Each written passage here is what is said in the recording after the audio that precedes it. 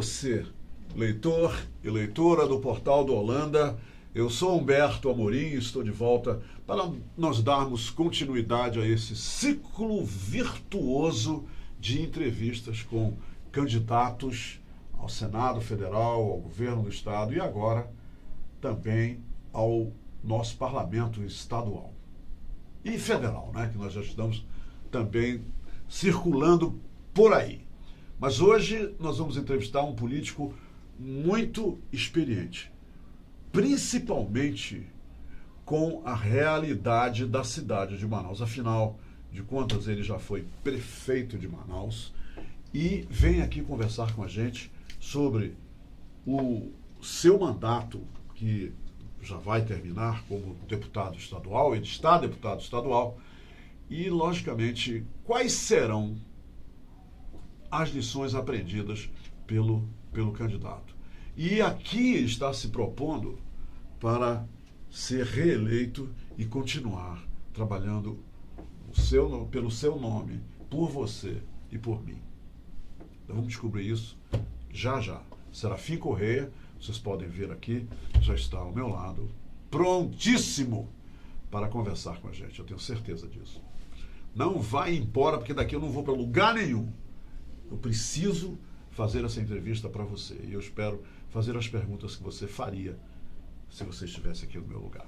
Aguarda só um instantinho.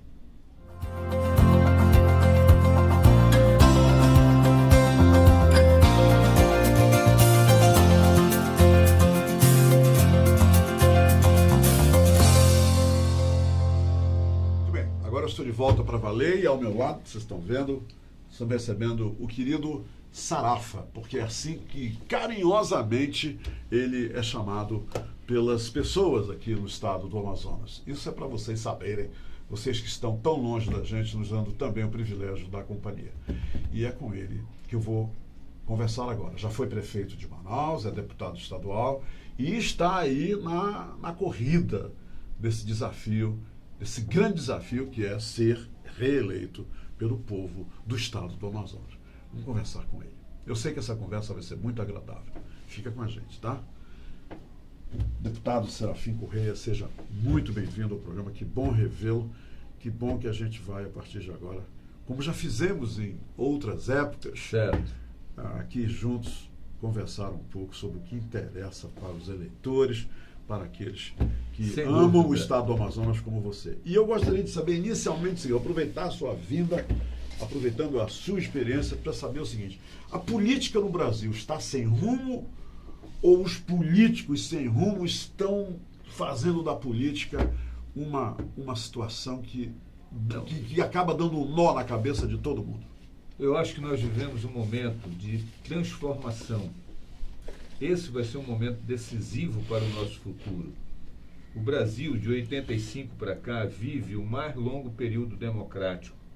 Nós vamos ter que acertar as nossas diferenças, encaminhar a solução dos nossos problemas na urna, decidindo quem nós queremos que nos governe, mas, sobretudo, quem nós queremos que vá para os parlamentos, os diversos parlamentos, o Senado Federal, a Câmara dos Deputados e a Assembleia Legislativa, para que aí possamos encontrar um caminho. E só rememorando, lá atrás, aquela geração do Tancredo, do Sarney, do Aureliano Chaves, do Marco Maciel, do Brizola, do Arraes, eles fizeram, do Gilberto Mestrinho, eles fizeram a transição do regime militar para a democracia. E aí nós conseguimos instituições fortes com a Constituinte, e aí está o Ministério Público agindo, com alguns excessos, é verdade, mas agindo, isso não existia antes. Depois nós conseguimos estabilizar a moeda, isso foi muito importante, foi uma vitória do povo brasileiro. Claro que muitos méritos para o presidente Itamar, para o presidente Fernando Henrique, mas foi uma vitória de toda a sociedade. A sociedade não admite a volta da inflação, ela rejeita essa possibilidade. E depois vem uma terceira fase, que é de ampliar os direitos sociais. O Brasil teve um tempo que considerava que o mercado ia resolver tudo. O mercado não vai resolver tudo, mas tem momentos que tem muito Estado e precisa ter mais mercado do que Estado. Então, quando você projeta isso para o Amazonas, isso também é real. E nós vivemos isso aqui hoje. O Amazonas é um estado rico, mas nós temos muitas deficiências, nós temos muitas dificuldades na educação, na saúde, na segurança. E nós precisamos nos reencontrar. Há uma dificuldade hoje, Humberto, que é da conversa. No passado, você era adversário apenas. Hoje, todos na política brasileira e na política amazonense estão se vendo como inimigos. Eu, que já passei dos 70 anos, eu e toda a minha geração, eu, Atu, amazonino, nós já passamos dos 70. Então nós não temos o direito mais de sermos radicais. Mas, como regra, está havendo um radicalismo muito grande na política amazonense. E nós precisamos assegurar às novas gerações que estão vindo, nós temos que passar para eles uma outra leitura. E eu vejo que vem ascendendo uma nova geração de jovens valorosos, bem intencionados, como o Davi, como o Marcelo, Ramos, Marcelo Serafim, o Henrique Oliveira, o Marco Rota, tantos aí que precisam e que participam. Claro que eles não têm a experiência que nós acumulamos, mas eles têm uma vontade, uma determinação muito grande. Então, acho que essa é a hora da conversa, do diálogo, da conversa, sobretudo com o eleitor que nos vê e que nos assiste. Candidato, você, neste momento, está, como eu acabei de dizer na sua apresentação, nessa estrada que tem lá no final o desafio de ser reeleito. Sim. Até agora, você fez um bom mandato? Você vai dormir toda noite, candidato, dizendo, puxa vida, esses 3 anos e pouco, eu fiz um bom trabalho, eu consegui fazer o que eu queria, claro, e eu não decepcionei a quem me elegeu? Eu tenho a consciência tranquila de que fiz isso. E é bom registrar o seguinte, que nós somos 24 deputados, cada um tem o seu estilo, cada um tem a sua origem, cada um tem... por exemplo, nós temos deputados que foram eleitos basicamente pelo interior. A bandeira deles é a bandeira do interior. Temos outros que foram eleitos com a bandeira da segurança, a bandeira deles é a segurança. Outros com a bandeira da educação, outros da saúde. Bem, a minha bandeira, eu tenho a consciência de que o deputado estadual ele faz leis e eu tenho dado a minha contribuição, seja fazendo leis, participando de todas as discussões, barrando tentativas de novas leis, como, por exemplo, as que aumentam tributos, que eu fui sempre contra e sempre divergindo, não concordo. Não faço uma oposição radical. Aquilo que eu entendo que é bom para o Estado, eu voto a favor. Agora, eu tenho os meus parâmetros, que são os parâmetros da transparência. Nós editamos, o meu gabinete editor, esta cartilha aqui, a transparência, a cidadania e o controle social. E esta outra que é sobre o Fundeb. Estas 2 cartilhas permitiram à sociedade saber como ela pode acompanhar todos os gastos do governo do Estado e dos municípios. Então, eu tenho a consciência tranquila que dei o meu melhor, defendi boas bandeiras, defendi boas teses, boas causas, fiscalizei o governo e fui atuante no Legislativo.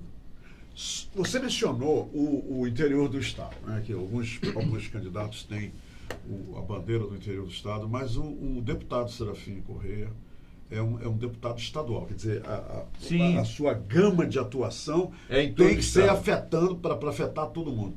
Uma das palavras, aliás, a palavra que eu tenho ouvido esses anos todos nas bancadas que eu ocupei ao longo da minha carreira jornalística, foi a palavra abandono. Todo mundo só fala, quando fala do interior do Amazonas, tem que usar essa palavra abandono.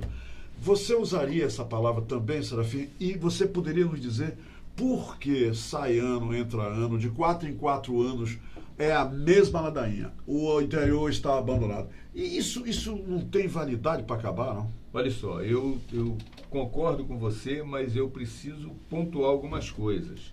O interior do Amazonas, ele não é tão pobre quanto se vende a imagem de que ele é.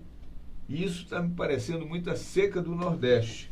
Sempre se diz, olha, a seca do Nordeste, aquilo virou uma indústria. Só para você ter uma ideia, essa cartilha aqui, ela permite você saber quanto cada município recebeu. Você sabe quantos municípios amazonenses receberam no primeiro semestre de 2018? Os municípios amazonenses, incluindo Manaus, receberam do governo federal e do governo estadual, sem o prefeito se mexer na cadeira, receberam... A coisa veio por gravidade. Gravidade. Receberam 3 bilhões de reais. Aí eu vejo o prefeito dizendo o seguinte: eu não tenho dinheiro para pagar a folha. Como que não tem? Eu não tenho dinheiro para tapar os buracos da cidade. Como não tem? Aí tem um dinheiro específico, que é do Fundeb. As prefeituras do interior têm recebido bilhões anualmente só para o Fundeb, para aplicar na educação. Esses bilhões que você mencionou já foram já depositados exatamente. Ao longo do tempo, o Fundeb jogou no interior bilhões de reais. E a educação no interior não melhora? Esse pregar de que o interior está abandonado, está liso e etc. Sim, etc. E o prefeito... Pois é, e os prefeitos ficam calados, né? E ele sempre quer mais dinheiro. Agora ele mora em Manaus. É difícil você encontrar um prefeito que more no seu município. Ele no município diz: eu estou indo para Manaus atrás de Nós estamos dinheiro. falando de 61 municípios. Exatamente. Isso é geral. É geral. Tem poucas exceções do prefeito ficar no município, se dedicar ao município. Tem prefeito que vive lá na Assembleia. Eu acho que ele quer ser deputado, porque ele vive muito ausente do seu município. Então é preciso a gente virar essa página. E aí eu devo dizer uma coisa a você, Humberto, que eu acho que prejudicou muito o Estado. Nós tínhamos o ICOT, era Instituto de Cooperação Técnica Intermunicipal, que fazia parte do sistema de planejamento. Mas o ICOT acabou, né? O ICOT acabou. A falta do ICOT foi muito ruim, porque aí eu acresço o seguinte: os prefeitos, além de ficarem soltos, eles ficaram sem assessoria e eles terminam seguindo caminhos não muito corretos. O ICOT daquela época tinha o Miquiles, tinha o Juca, tinha o Evandro Paz Farias, tinha tantos quadros qualificados que não deixavam acontecer o que acontece hoje. Para você ter uma ideia, 19 prefeitos não prestaram contas do Fundeb de 2017. Tem que prestar contas a cada 2 meses. Eles não prestaram. Eles não sofrem nenhum tipo de restrição, não, deputado? Podem sofrer ação de improbidade administrativa por parte do Ministério Público Federal, mas isso leva algum tempo. E aí, eu diria que falta mais um órgão que seja proativo. Esse órgão, para ser proativo, era o ICOT, que controlava de perto, que orientava. Ele não punia, ele não tinha o poder de punir, mas ele tinha a possibilidade de orientar. E ao orientar, ele evitava uma série de erros que acontecem hoje e que prejudicam, porque terminam favorecendo o desperdício. Deputado, você não vai sair daqui, Sarafa, sem me falar o que você acha dessa questão da segurança pública em Manaus. Eu vivo com medo. Todos nós. A Magda Cristina, sua assessora, vive Sim. com medo. Todo mundo vive com medo em Manaus. Aí falou-se aí, fizeram foi realmente um cacarejo daqueles assim, real. Que o ex-prefeito de Nova York, o Rudolph Giuliani, Sim. um plano mirabolante para resolver a questão. Agora, eu acabei de saber que só daqui a 4 anos que começam os resultados. Não, foi num disse-me-disse isso. O que você acha dessa questão, de como os políticos estão lidando com essa questão da falta de segurança? A população está acuada, aí vem essas promessas mirabolantes. Qual é o seu olhar? O que você diz sobre isso? O meu olhar é de que isso é um golpe de marketing. Ele está sendo Esse usado, acordo com o ex-prefeito de Nova York está sendo usado como marketing, porque na prática, todos nós que vivemos na política, todos nós que temos uma vida na cidade, sabemos que segurança se faz, primeiro, com inteligência, segundo, com efetivo, terceiro, com equipamentos. E aí, quando nós vamos ver, nós temos o seguinte: temos uma polícia civil que não conversa com a polícia militar. Temos uma polícia federal que não conversa nem com a civil nem com a militar. E aí temos uma fronteira inteiramente desguarnecida. Houve um dia... O senador, o senador, não, perdão, o deputado federal Alfredo Nascimento veio aqui e ele disse aqui para mim, semana passada, que tem uma abertura lá na fronteira, que todo mundo sabe onde é, e que por lá passam armas, drogas, e todo mundo sabe onde é. E só tem 6 policiais patrulhando lá. Exatamente. O general Teófilo, que foi comandante militar da Amazônia e que hoje é candidato a governador do Ceará, ele convidou os 24 deputados, através do general Taumaturro Sotero Vaz, de saudosa memória, que era o assessor parlamentar, e nós fizemos uma sessão da Assembleia no Comando Militar. E ele nos expôs a fragilidade da fronteira brasileira com Venezuela, com Colômbia, com Peru. E aí é um caminho aberto para droga e para armas. As armas que são apreendidas no Rio de Janeiro entram pela nossa fronteira com a Venezuela. A cocaína que rola nos morros do Rio passam por aqui. E a gente quer a segurança agora. A gente não tem paciência para esperar 4 anos. Claro. Então, o que ele veio aqui? Ele veio aqui e disse o seguinte: olha, nós precisamos fechar a fronteira. Mas fechar a fronteira, primeiro, é uma coisa muito difícil. Nem o Trump consegue fechar a fronteira com o México. Toda razão. Agora, aqui é um negócio que precisa envolver Exército, Marinha Aeronáutica lá na nossa fronteira com a Colômbia, com a fronteira com a Venezuela, e ter um olhar não apenas de segurança, mas de integração nacional, de brasilidade, de civilidade. E aí essa crise que nós estamos vivendo com os imigrantes venezuelanos que estão sofrendo, que são nossos irmãos, que precisam de acolhimento. Nós nos descuidamos, não fizemos o mínimo que tínhamos que fazer em relação ao acolhimento, e o sarampo, que era uma doença do século passado, voltou, tá de volta. Lamentavelmente. Deputado Serafim Correia, chegamos, infelizmente, o nosso tempo acabou. Foi uma conversa muito agradável. Eu cantei essa pedra. Você tem dois minutos para dizer aos eleitores e eleitoras do Estado do Amazonas. Deixa eu me ajeitar aqui na cadeira. Aos leitores e leitoras do Portal da Holanda, por que você quer ser reeleito?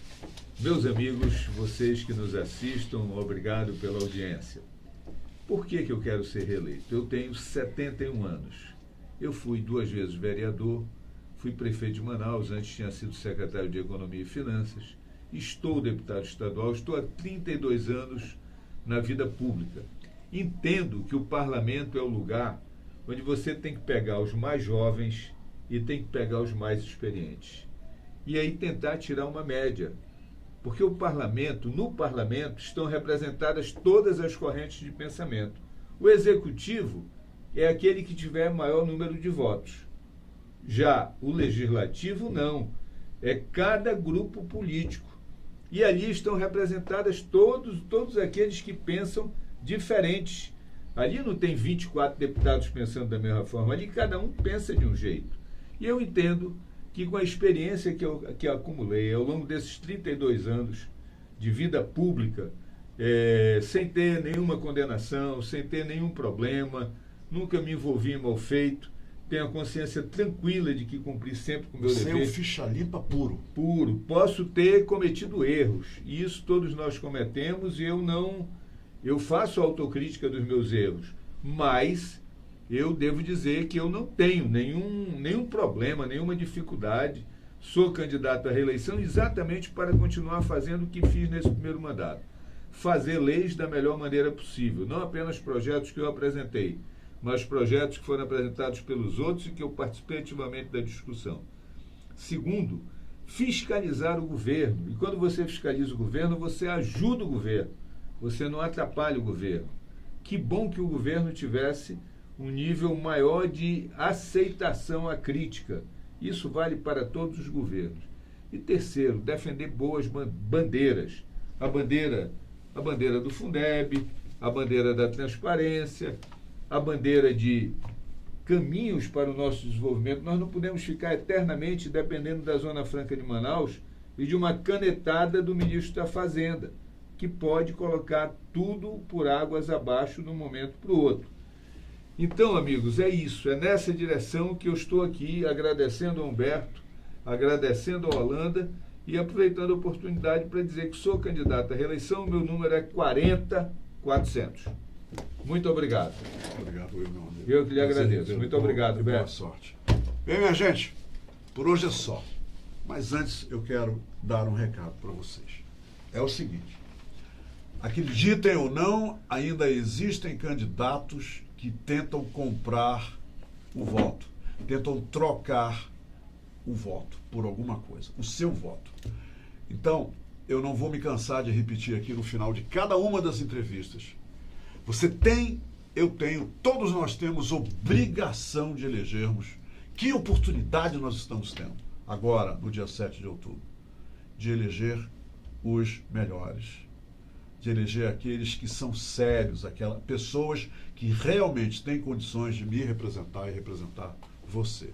Se você ainda tem aquela mentalidade de que, né, eu tenho que me dar bem, porque esses caras só voltam aqui daqui a 4 anos, olha só o que vai acontecer. Ele vai comprar o seu voto, ele vai usufruir do seu voto, ele vai se beneficiar com o seu voto, lhe dando não sei o quê, um rancho, eu não sei o quê. E ele vai sair de lá pensando, esse cara é um otário. Porque só otários vendem, trocam o voto. E depois você está prejudicando teus filhos, tua família, teus amigos, você está prejudicando todo mundo. Essa é a verdade, se você faz isso. Pense nisso, por favor. Obrigado pela companhia.